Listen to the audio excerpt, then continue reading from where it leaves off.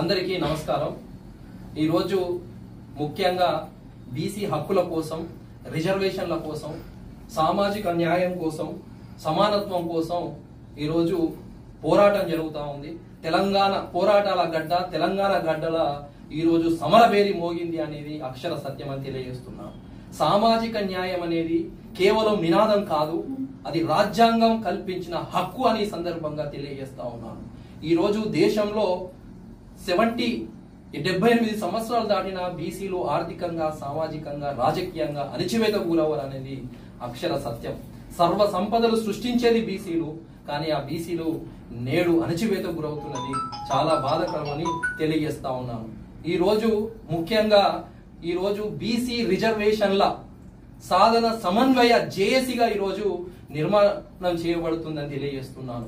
దీనిలో ముఖ్యంగా యువతకు కీలక పాత్ర పోషిస్తాము। న్యాయవాదులు, డాక్టర్లు, కుల సంఘాలు, ఎంబీసీలు, సంచార జాతులు, అర్ధ సంచార జాతులు, ఆటో డ్రైవర్ల నుంచి కార్పొరేట్ లో ఉన్న వరకు ప్రతి ఒక్కరు కూడా దీనిలో భాగస్వామ్యం చేసుకుంటాము। అందరినీ కలుపుకపోతాము, అన్ని కుల సంఘాలను కలుపుకోతామని తెలియజేస్తా ఉన్నాను। ఎన్ని జేఏసీలు ఉన్నా కూడా మేమందరము సమన్వయం చేసుకొని ముందుకు పోతామని తెలియజేస్తున్నాను। ఈ రోజు ఎన్నో పోరాటాలు జరిగిన తెలంగాణ సాధించుకునేది ఒక పోరాటం, దాన్ని ఆదర్శంగా తీసుకొని మేము ముందుకు పోతామని సందర్భంగా నేను తెలియజేస్తా ఉన్నాను। అంతే కాకుండా ఈరోజు ముఖ్యంగా ఒక జేఏసీ వారు కృష్ణయ్య గారి ఆధ్వర్యంలో జేఏసీగా 18 రాష్ట్ర బంద్కు పిలుపునిచ్చిన విషయం మనందరికీ తెలిసిందే। ఈ సందర్భంగా బీసీ రిజర్వేషన్ల సాధన సమన్వయ జేఏసీ కూడా మద్దతు పలుకుతుందని ఈ సందర్భంగా తెలియజేస్తున్నాను।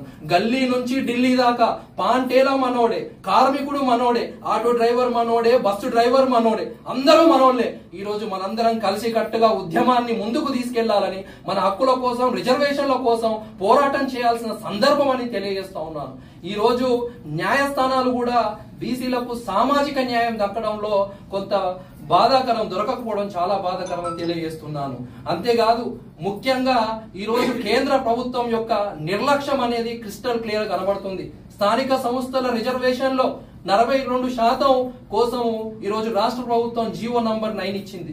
దానికంటే ముందు వారు అసెంబ్లీలో ఏకగ్రీవంగా చేసి గవర్నర్ ద్వారా రాష్ట్రపతికి పంపిస్తే అక్కడ బిల్లులు పెండింగ్ పెట్టిండ్రు।